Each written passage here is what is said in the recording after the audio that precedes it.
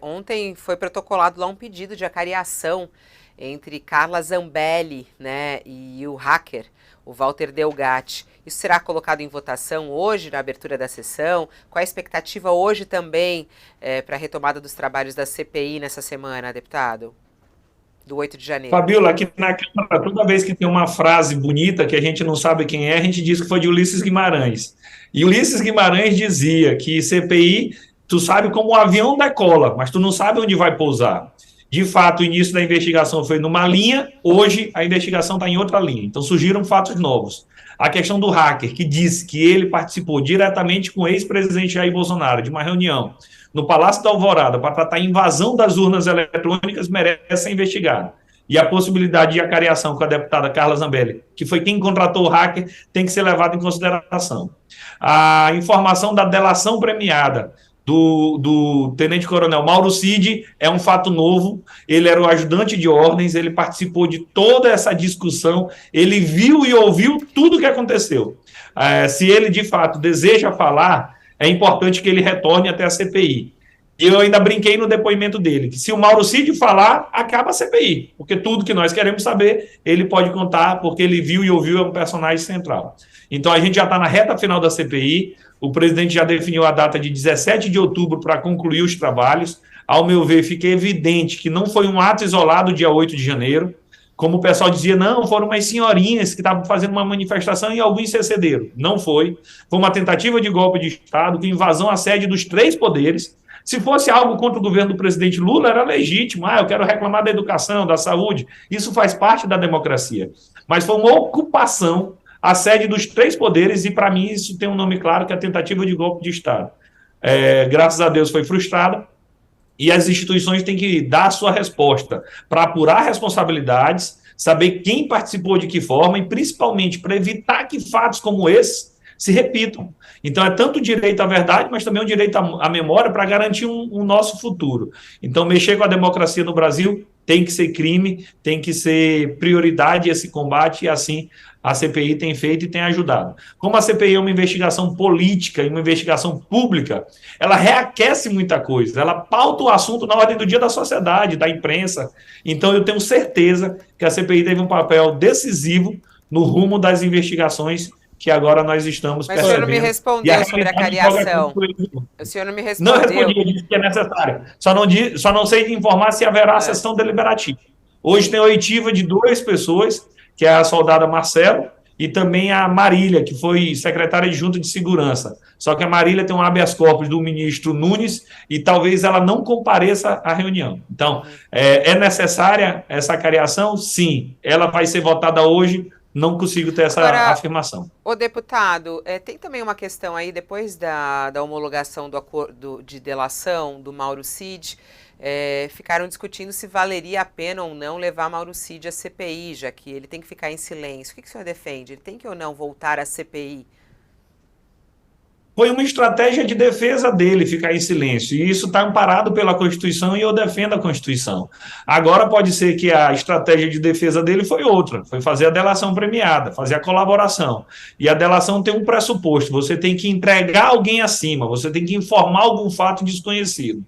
Confirmando se ele fez mesmo a colaboração e se ela foi aceita pelo Supremo Tribunal Federal, até aqui eu só tive informação pela imprensa, eu não tive acesso, de fato, aos autos da delação premiada, pode ser que ele mudou a estratégia de defesa dele. Se ele mudou a estratégia de defesa, se ele agora quer contribuir com a investigação, é indispensável a oitiva dele na CPMI novamente. Olha, deputado, a delação é um meio para obtenção de prova, né? E, evidentemente, dessa delação, vão surgir operações de busca e apreensão, diligências que a Polícia Federal vai determinar. E o êxito dessa apuração, dessa investigação, está condicionado ao sigilo. Não é meio primário convocar um personagem que assinou um acordo de delação para um palco público de CPI, sabendo que ele está comprometido com o sigilo. Ele tem esse compromisso com o Supremo, que avalizou lá, o ministro Alexandre de Moraes, e com a Polícia Federal. Se ele entrega na CPI, ele compromete a investigação. Não é contraproducente, não é desperdício de tempo? Não, é por isso que eu informei que eu ainda não tive acesso aos autos da delação. Ela estando em sigilo, naturalmente, nem o Supremo Tribunal Federal não compartilha essas informações com a CPMI. Mas, levantando o sigilo, mudando a estratégia de defesa, ele encerrando a sua colaboração lá, ele pode sim auxiliar a gente na CPI. Uma coisa que desde o início eu tenho lutado, para não permitir que a CPI fosse usada para constranger o Supremo, para a CPI fosse usada para constranger as investigações em andamento. Eu posso assegurar ao senhor, deputado, que foi assinado, foi avalizado o pedido de colaboração, e posso assegurar, porque houve decisão agora do ministro Alexandre de Moraes, que negou até aos advogados do Bolsonaro acesso a depoimentos do Mauro Cid. Então, só para entender o seu ponto de vista, se o acordo de delação está protegido pelo sigilo, aí o senhor acha que é desnecessário que ele vá à CPI.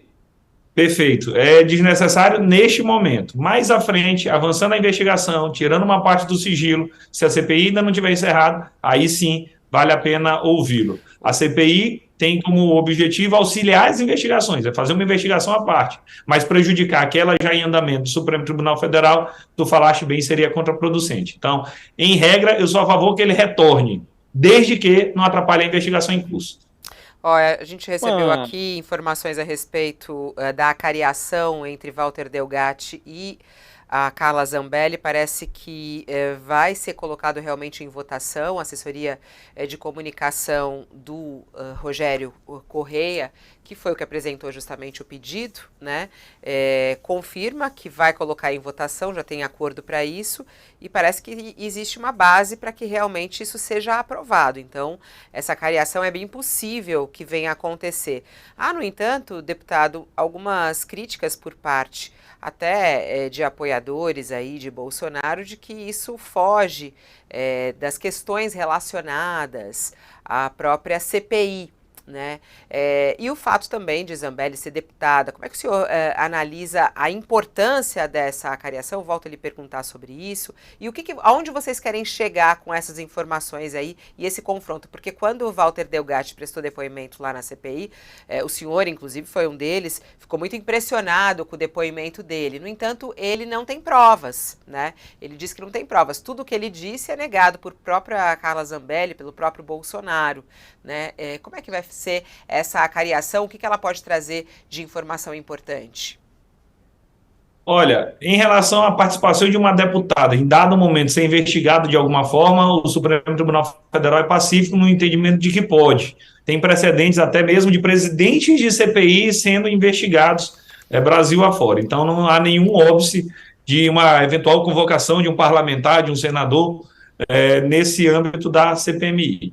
Em relação ao Walter Delgatti, há uma discussão de duas teses. Uma tese que diz que o ato do dia 8 de janeiro foi isolado, e outra tese que diz que foi uma tentativa de golpe de Estado que teve várias tentativas, várias etapas. Eu me filio a essa segunda corrente. O depoimento do Walter Delgatti, ele disse claramente que esteve no Palácio da Alvorada, reunindo com o presidente Bolsonaro e informou o assunto. Depois ele disse que foi até o Ministério da Defesa.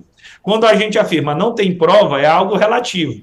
Porque, ao meu modo de ver, esses elementos probatórios de que ele, de fato, esteve no Palácio da Alvorada no dia 10 de agosto, chegando lá às 6h58 da manhã e saindo 8h10, estão no fato. Isso aconteceu. Então, que ele foi no Palácio da Alvorada, ele foi. Que ele saiu de lá para o Ministério da Defesa e ele teve 5 reuniões no Ministério da Defesa, é um fato. A gente comprovou isso, por exemplo, pegando histórico de visita dentro do Ministério da Defesa e com fotos divulgadas pela imprensa do hacker chegando até o Palácio